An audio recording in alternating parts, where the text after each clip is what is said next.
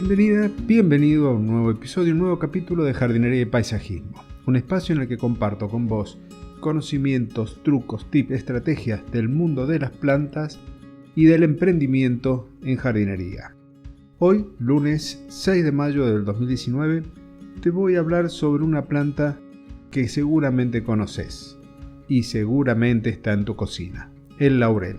Si te interesa conocer un poco más de ella, quédate que ya te lo cuento.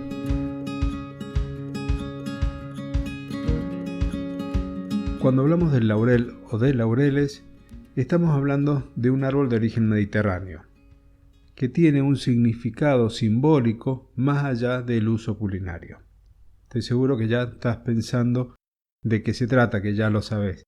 Bien, tanto por griegos como por romanos fue considerado como un símbolo y fue utilizado para reconocer a emperadores, a importantes guerreros, a poetas e incluso a deportistas coronándolos con laureles. Te cuento además que hay una historia detrás del laurel, que es una planta que se originó a través de la metamorfosis de Dafne. ¿Cómo es esto?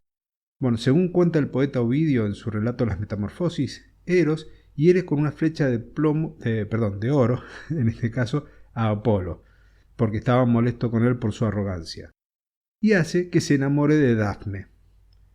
Dafne, por su lado, es herida con una flecha de plomo, que hace que lo rechace en el plano amoroso. Cuando Apolo ve a Dafne, comienza a perseguirla y ella huye, y le pide a su diosa protectora Artemis que la ayude. Determina convertirla en laurel. Cuando Dafne se está convirtiendo en laurel, justo llega Apolo, quien se abraza al árbol y se pone a llorar. Y dice: «Puesto que no puedes ser mi mujer, serás mi árbol predilecto, y tus hojas siempre verdes coronarán las cabezas de las gentes en señal de victoria».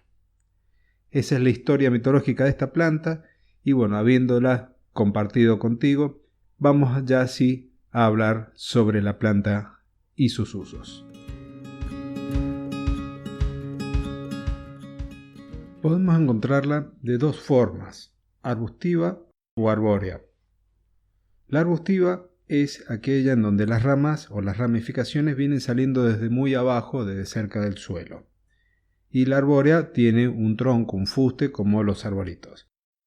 Pueden alcanzar los 8 metros de altura y tienen las hojas coriáceas, es bien, dura, con forma o textura de cuero, de ahí el término, que son perfumadas y tienen un color verde azulado. Esta planta florece a principios de primavera y hay plantas masculinas y plantas femeninas. El fruto es una pequeña baya de color negro muy parecido a una aceituna. Tiene propiedades medicinales que se le otorgan a esta planta para facilitar la digestión, para tratamientos contra la gripe, la bronquitis. Si te gusta este tipo de información, te sugiero que investigues en internet, que busques en sitios que tengan muy buena reputación. No es el tema del podcast, yo no trato sobre plantas medicinales, pero te lo comento.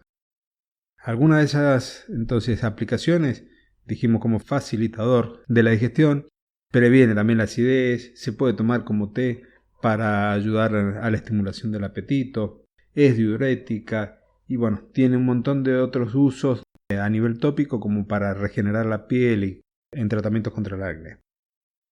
Sí, me interesa que sepas, porque tiene que ver también con la parte de paisajismo comestible que me apasiona, que son sus usos culinarios.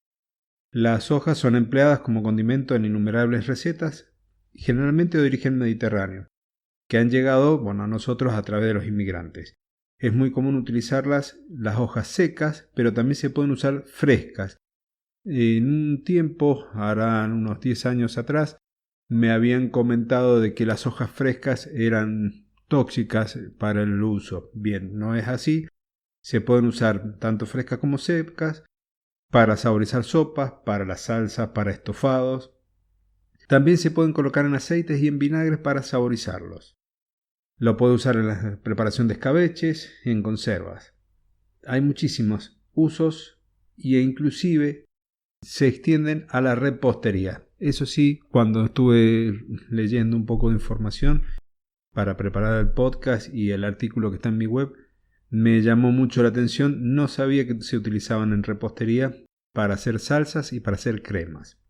Otros usos que podemos encontrar en el laurel es para el fruto, para el caso de sus bayas, donde se pueden sacar algunos aceites esenciales que se utilizan en perfumería para los jabones. Y como su madera es dura, se la emplea en maquetería y taracea. Son trabajos muy delicados en madera que, si te interesa buscar en internet, la verdad que son preciosos. Son auténticos artesanos los que se dedican a hacer este tipo de cosas. Y yendo al rubro mío, yendo a lo que a lo mejor te interesa, es cómo la podemos emplear en la jardinería. Estas plantas te había dicho que pueden llegar a los 8 metros de altura, pero tienen la posibilidad de que o lo usamos como un elemento aislado en el jardín para que nosotros lo veamos y nos llame la atención como punto focal, o se puede utilizar armando pequeños grupos. En este caso podemos armar cercos, nos permite también la poda topiaria, es decir, darle forma a la planta, forma de esfera, de cilindro, de cono, lo que a nosotros nos gusta, si nos gusta ese tipo de detalle en los jardines. Y también el tema de los cercos verdes, como te decía, para poder delimitar o separar sectores dentro de un jardín, o inclusive servir de telón de fondo, por el tema de tener hojas oscuras, de plantas que vamos a colocar delante de ellas, que ya tengan o colores o texturas que se destaquen más con este fondo de laureles. En cuanto a sus cuidados, es una planta que puede ser cultivada tanto en maceta como directamente en el jardín. En algunos casos se resiente con el frío cuando las temperaturas son muy bajas, las heladas son muy fuertes, pero por lo general no tiene ningún tipo de inconveniente. La podés tener a pleno sol, lo podés tener bajo la sombra de árboles altos, va a prosperar bien. Si donde vivís el verano es muy fuerte, el sol puede llegar a quemar las hojas, donde se va a deslucir un poco, pero se adapta bien y generalmente no tiene inconveniente en ningún tipo de suelo. Sí, sería importante que tengas presente que el suelo debe tener buen drenaje, porque tolera muy bien la sequía, pero no así tanto el encharcamiento del suelo, porque afecta a sus raíces. Poda normal. Uno no lo va a usar como topiario, no le va a dar forma, ya sea como cerco o como algún arbusto particular aislado. Lo que se suele hacer es un raleo de ramas, se suelen sacar las ramas secas, por ahí si están algunas enfermas, y de ahí en más no requiere mucho más cuidado. ¿Querés multiplicarlo? ¿Cómo lo haces? Uno es, alrededor de la planta suelen salir algunos retoños, algunos hijuelos, que se pueden separar para obtener plantas de ahí. Si querés y te gusta partir desde las semillas, bueno, aprovecha los frutos, toma las semillas, las vas a cosechar y después vas a tener que agarrar, hidratarlas para poder ayudarlas a que germinen más fácilmente. Cuando tomes estos frutos, lo ideal es que sepas si hay por ahí alguna planta masculina cerca. Eso te asegura que esa semilla sea viable y vas a poder obtener la planta. Otra de las formas es a través de un acodo. El acodo ya sea aéreo, en donde vamos a tomar una porción del tallo, le vamos a hacer algún tipo de herida, podremos colocar hormonas de enraizamiento y le colocaremos un sustrato y lo envolveremos como si fuese una pequeña maceta en la rama, para que te des una idea, abrigada de la luz solar, que no caliente ese suelo, y donde nosotros podemos mantener bien la humedad. En muchos casos se puede armar con una bolsa cerrada por los dos extremos y en el medio que contenga el sustrato, la tierra preparada previamente humedecida, y de esa forma nosotros vamos a tener ahí una nueva planta porque va a empezar a enraizar luego de un ciclo vegetativo, lo que podemos decir un año. Podemos ya cortarlo y separarlo de la planta madre. La otra sería por un acodo normal, en donde vamos a elegir una rama que esté cerca del suelo, flexible, donde la vamos a arquear, la enterraremos y volverá a salir a la superficie. De esa forma, también con algunas heridas en el tallo, va a permitir que emita sus raíces.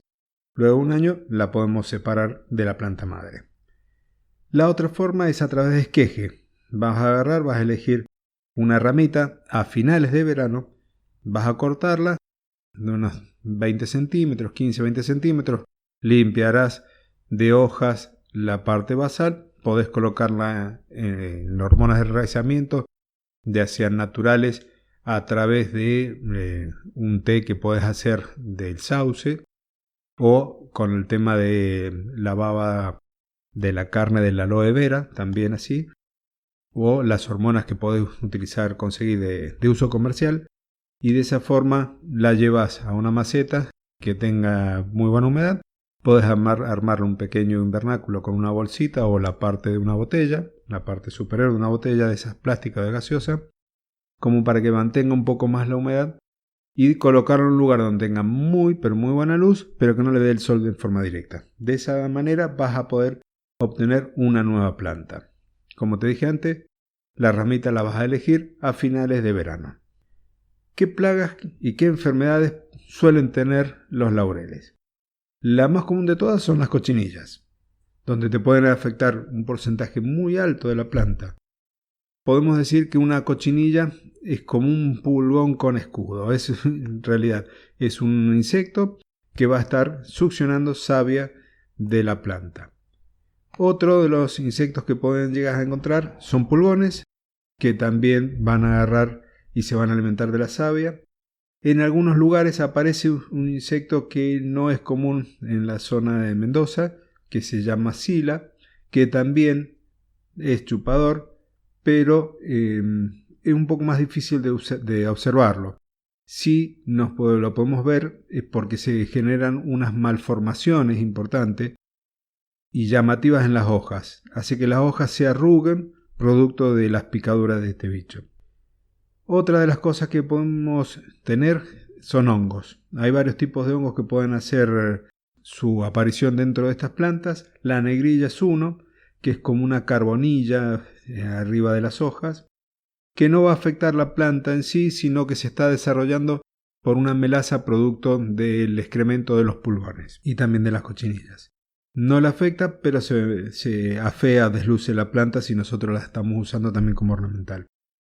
Hay otros hongos que sí afectan más ya a la planta, que pueden producir manchas, que pueden hacer que algunos tejidos se sequen, necrosis de tejidos, pero el mayor daño son aquellos hongos que se desarrollan a nivel de las raíces cuando nos excedemos con el riego. Entonces ahí hay que tener ojo, se riega. Si estamos hablando de macetas, dejamos que se seque el suelo y después volvemos a regar sin ningún inconveniente.